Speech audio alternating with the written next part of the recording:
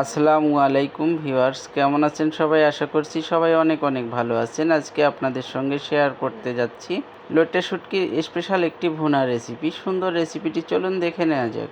রেসিপিটি তৈরি করার জন্য প্রথমে লইট্টা শুটকিগুলোকে ছোট ছোট সাইজে কেটে নিয়েছি।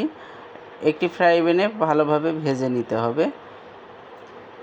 নেড়েচেড়ে ভেজে নেওয়া হয়ে গেলে গরম অবস্থায় এগুলোকে পানি ঢেলে ভালোভাবে ধুয়ে নিতে হবে। দেখুন, গরম অবস্থায় পানি ঢেলে ধুয়ে নিলে দ্রুতই পরিষ্কার হয়ে যাবে। চলে যাচ্ছি পরবর্তী স্টেপে। দেখুন, এখানে উপকরণগুলো আমি সাজিয়ে নিয়েছি।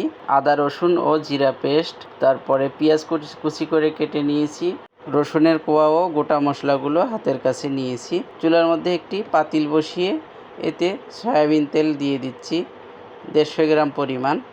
এরপরে কুচি করে নেওয়া পেঁয়াজগুলো অ্যাড করে দিলাম। তেল গরম হয়ে আসলে পেঁয়াজগুলোকে অ্যাড করলাম। 250 গ্রাম পরিমাণ পেঁয়াজ এখানে অ্যাড করেছি। একটু নেড়ে চেড়ে নিতে হবে। এরপরে এখানে একে একে উপকরণগুলো অ্যাড করব। না টেনে ভিডিওটি দেখতে থাকুন। কিছুক্ষণ নেড়ে চেড়ে এর মধ্যে দিয়ে দিচ্ছি গোটা রসুনের কোয়াগুলো।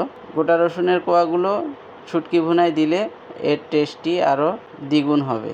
রসুনগুলো দেওয়ার পর কিছুক্ষণ নেড়ে চেড়ে নিতে হবে। এরপরে অ্যাড করে দিচ্ছি 3টি লং এবং 3টি কালো গোলমরিচ, 2টি সাদা এলাচ, 2 টুকরো দারচিনি এবং 1টি তেজপাতা মাঝামাঝি কেটে নিয়েছি।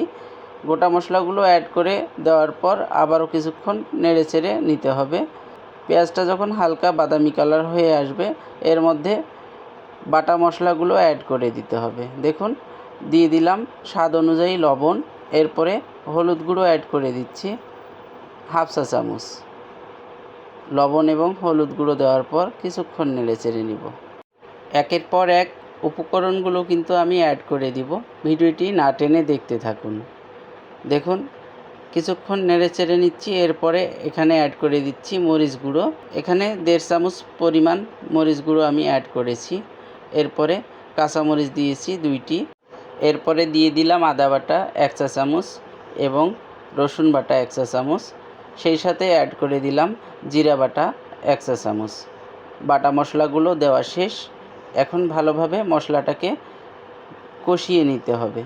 দেখুন, হাতে সময় নিয়ে নেড়েচেড়ে কষিয়ে নিতে হবে।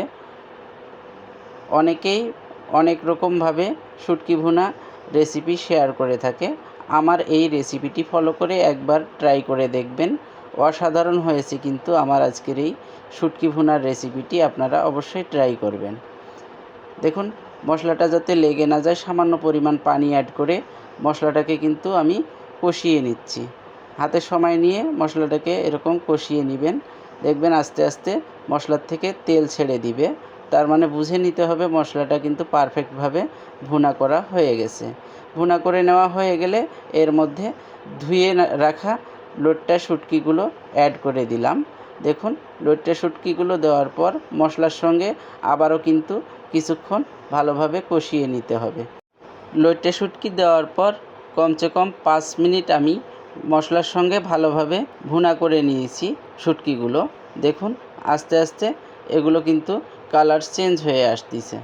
দেখুন, শুটকিগুলো ভুনা করে নেওয়া হয়ে গেছে। এখন এর মধ্যে সামান্য পরিমাণ পানি অ্যাড করে রান্নাটাকে সম্পূর্ণ করে নিতে হবে। দেখুন, এতে সামান্য পরিমাণ পানি দিয়ে ঢাকনা দিয়ে ঢেকে আমি রান্নাটাকে সম্পূর্ণ করে নিব। ফিরে আসলাম 5 থেকে 7 মিনিট পর। দেখুন, পানিগুলো শুকিয়ে এসেছে এবং সেই সাথে শুটকি ভুনা কিন্তু রেডি হয়ে গেছে। অসাধারণ রেসিপিটি আপনাদের সঙ্গে শেয়ার করলাম। দেখুন কত সুন্দর হয়েছে। এগুলোকে এখন বাটিতে উঠিয়ে নিয়েছি। অসাধারণ রেসিপিটি আপনাদের সঙ্গে শেয়ার করলাম। কেমন হলো অবশ্যই কমেন্ট করে জানাবেন।